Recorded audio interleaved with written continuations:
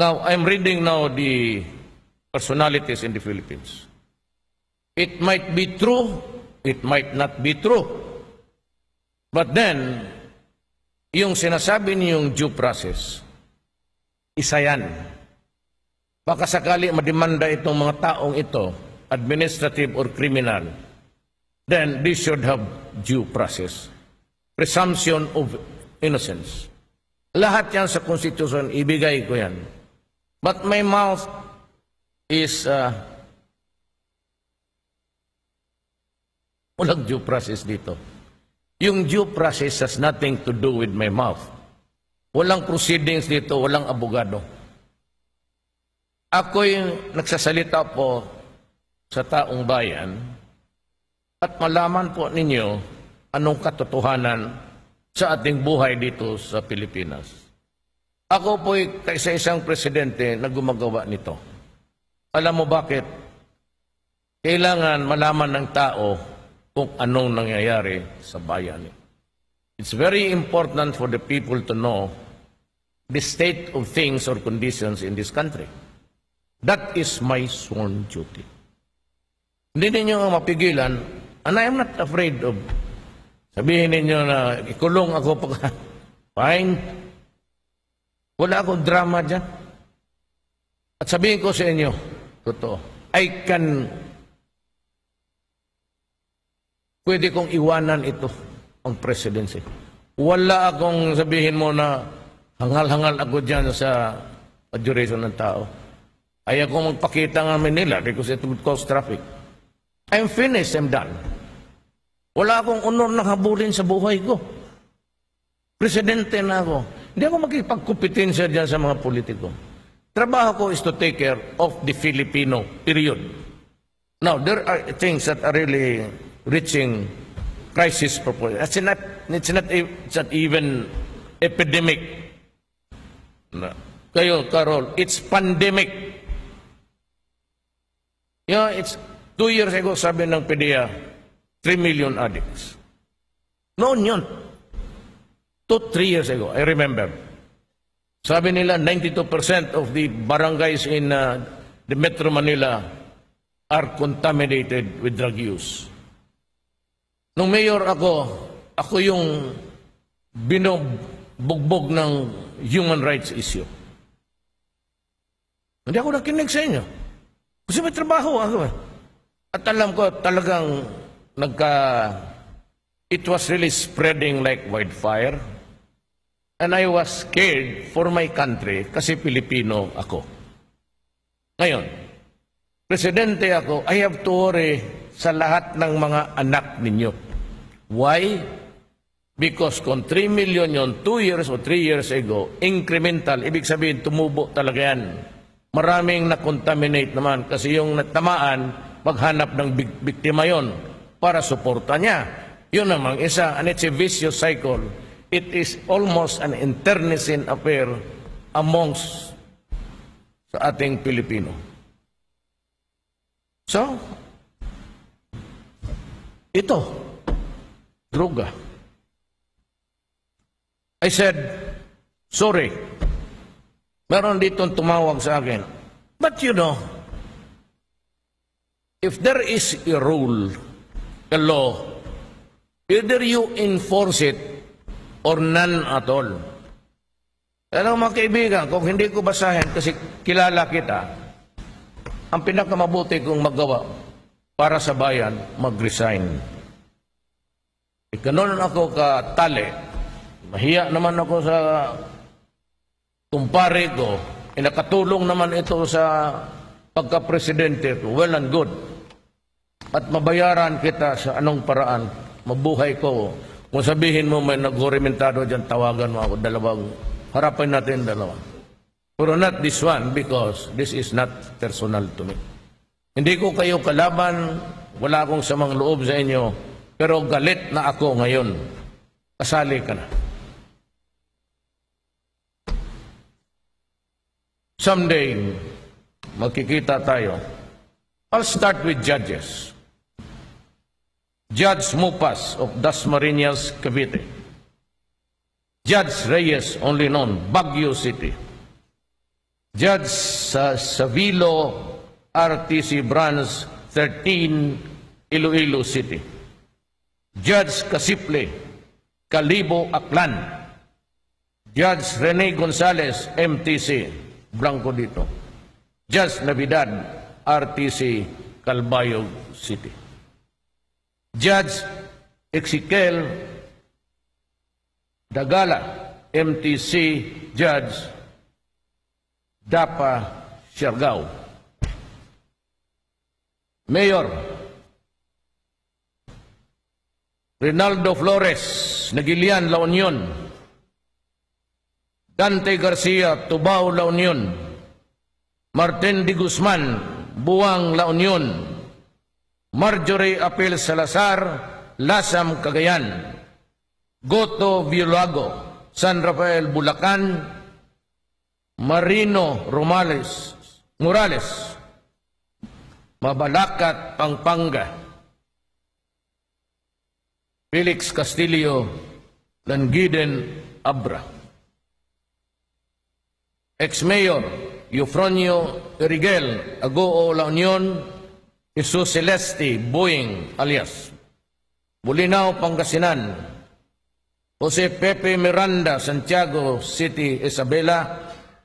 Vicente Amante, San Pablo City, Laguna. Ryan Dolor, Buwan, Batangas. Vice Mayor Edgardo Trinidad, El Nido, Palawan. Hindi Visayas, Alex Centena, Talinog, Iloilo.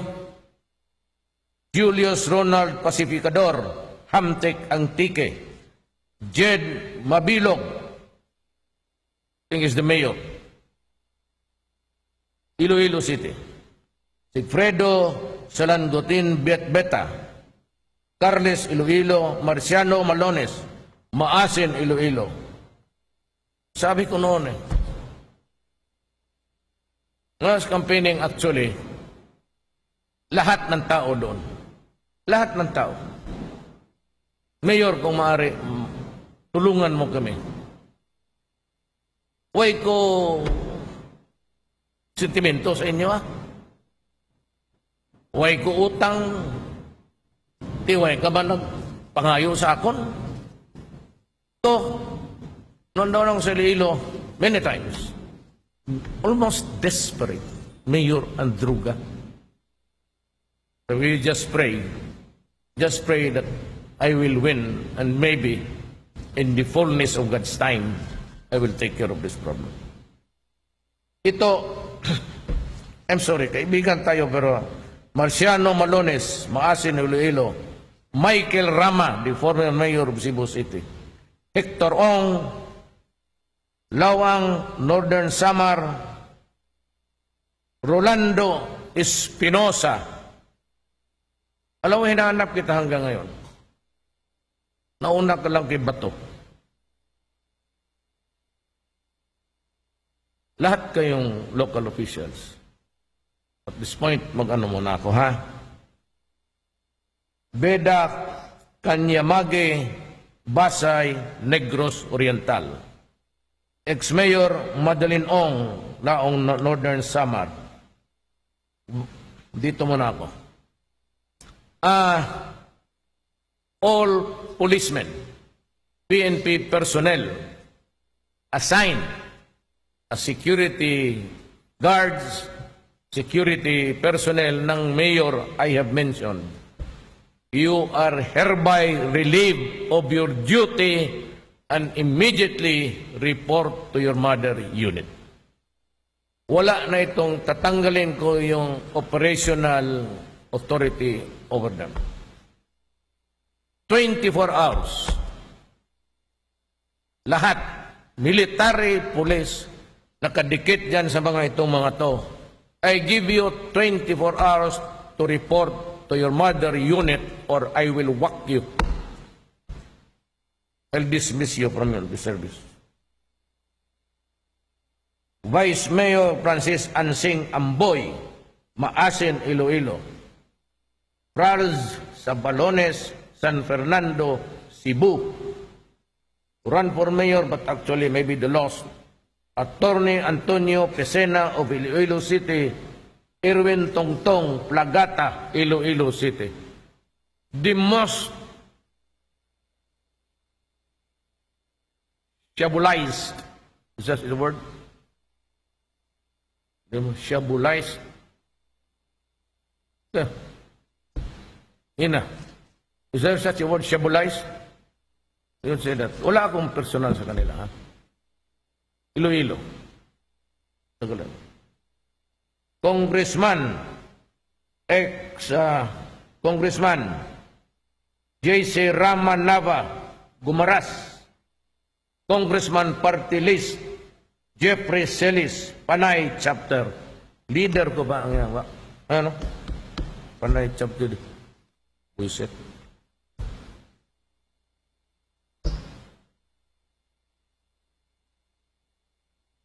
O ba ibang trabaho dyan? Baka may bakante sa inyo.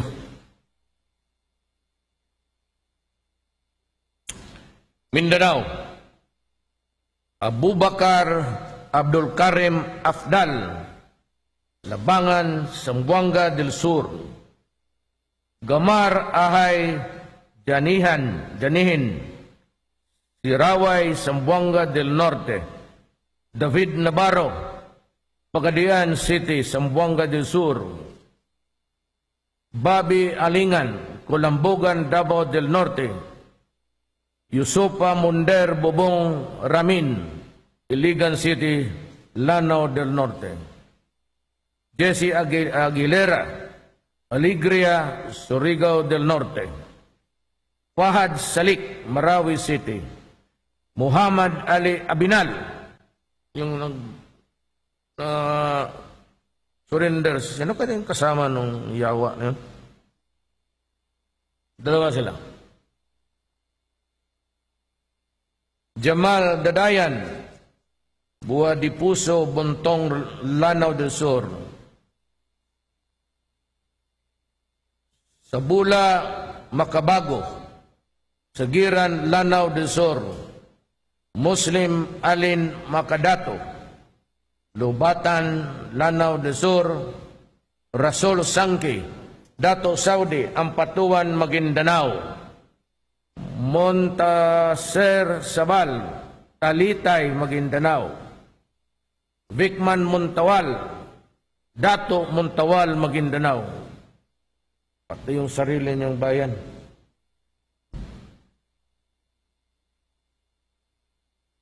Samsudin Dimakum, Dato Saudi, Ampatuan, Maguindanao. Nuruddin Salasal, Dato Salibo, Maguindanao. Ex-Mayor Binahar Tulawi, Talipaw, Sulu. Rinaldo Parahinog, alias Andong, the Mayor of Usamin City. Nova Princess Parahinog Chavez, used to be the wife of, I think, Colanco. Yung poster boy doon sa blandi-blandi pa ang buhok. Hindi naman, tisoy. Alam mo, baskin saya magpunta, abangan ko kayo. Kasi wala na ako sa presidency, habang may baril ako. Gusto ninyo, gisingin ninyo ako para ito, sabi niya, hindi. Maybe I believe you. He's a personal friend. He's kasama namin sa kausa sa, but I'm sorry because your name appears here. Omar Solitario Ali, Marawi City. Used to be the, I said, alam mo, magkaibigan tayong iba nun. Rama, Solitario. Either I read all, or I read none. I cannot, play. Ang trabaho ko ito, I cannot. Kailangan basahin ko ito lahat. Nandito. Galing sa military, pati sa police. Lahat nandito, or hindi ko basahin.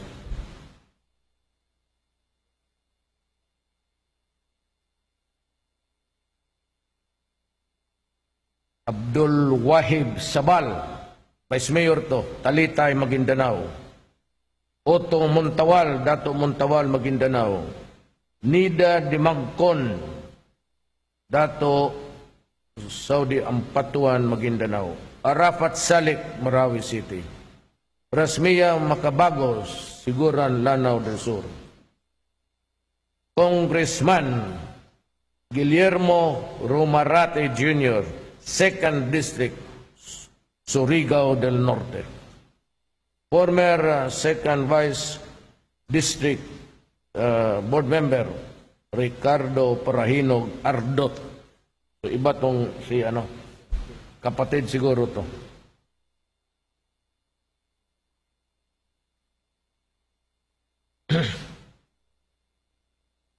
I would like to just give you the advice. Once you hear your name mentioned here, if you are somewhere, you are now relieved of your present assignment. Report to the PNP within 24 hours, or I will order the entire armed forces and the police to hunt for you. Nasa sa inyo yan.